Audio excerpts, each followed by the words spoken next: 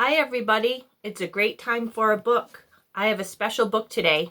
This is called One Snowy Night, and it's written by Christina Butler and Tina Macnaughton. And this is one of my boys' favorite that they used to love me to read during this time of year. The cold wind woke little Hedgehog from his deep winter sleep. It blew his blanket of leaves high into the air, and he shivered in the snow. He tried to sleep again, but he was far too cold. Suddenly, something fell from the sky.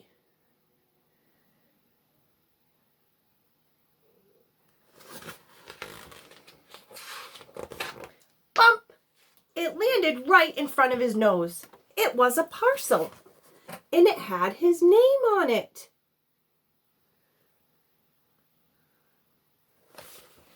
Little Hedgehog opened the parcel as fast as he could, and inside was a red, woolly bobble hat, just his size. He put it on at once. He pulled it to the back. He pulled it to the front. He pulled it to one side, and then he pulled it to another.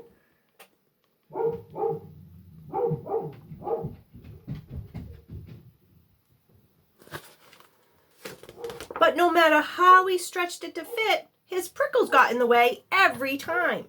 By now the hat was far too big for a little hedgehog.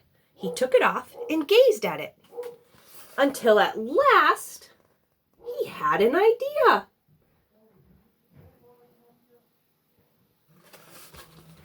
He gave the hat a shake and he wrapped it up again.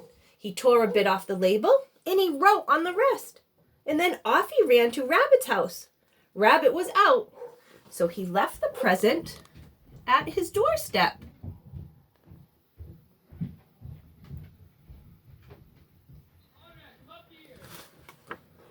It was snowing hard as little Hedgehog tried to find his way back home. The snowflakes flew all around and he wasn't sure which way to go. Oh dear, he said as he pattered to and fro. I shouldn't have come out in this weather, but I'm sure Rabbit will be pleased to have a nice woolly hat.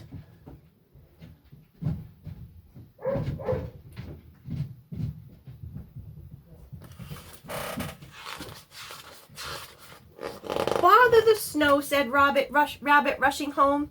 He spotted the parcel lying on his doorstep. What is this? He squeaked with delight, ripping off the paper. A bobble hat, he cried, just for me?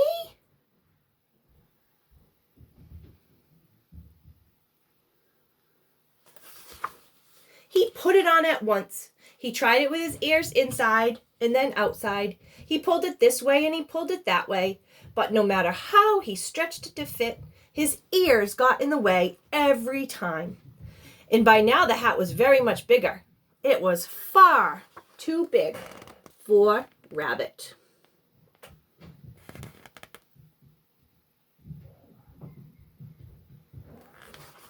So Rabbit wrapped up the hat once again and wrote on a corner of the label, and then off he went to Badger's house. The cold weather made Badger very grumpy. Who's there? Growled Badger. It's a present for you. A present? Badger said. For me?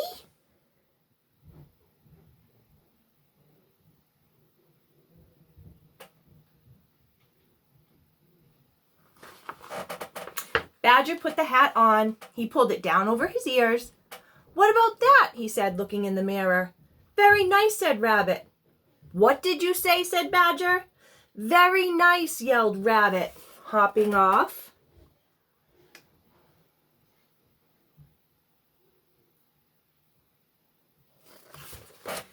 Don't you like it? Asked Badger, turning around. But Rabbit was already gone. Badger took the hat off. This is no good to me, he said. I can't hear a thing. What a pity. It's such a nice color. So Badger wrapped up the parcel and marched off to Fox's house. He didn't bother with a label.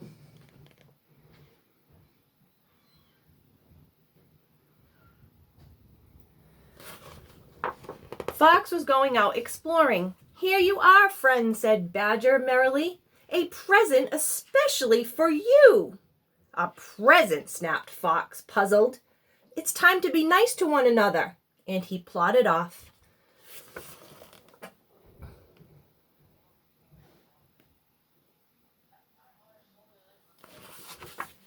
"A hat," sneered Fox, opening the parcel. "What do I want with a hat?" Then he looked at the hat again. He made 2 holes for his ears, and he put it on. Satisfied, he went away.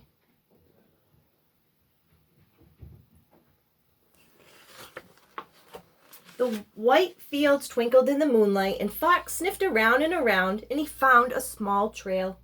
He followed it this way and that way until suddenly it stopped. There was something under the snow.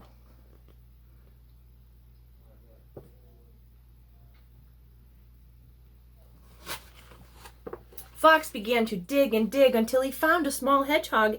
It was cold and it didn't move. "Oh, poor little fellow," said Fox. He put the hedgehog inside the red woolly hat, and he carried it all the way back to Rabbit's house.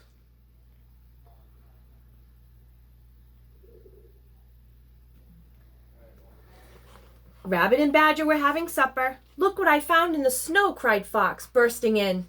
They all looked at the hat. "A hedgehog," said Badger. "What's a hedgehog doing out in the winter? He should be fast asleep."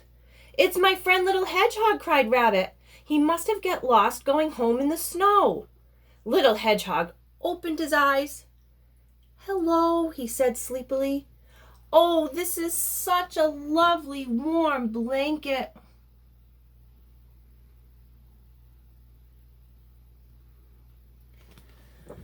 The friends all looked at each other. Rabbit grinned and Fox scratched his head. Said Badger. "I think this woolly hat is just right for Little Hedgehog." Little Hedgehog didn't hear them because he was fast asleep.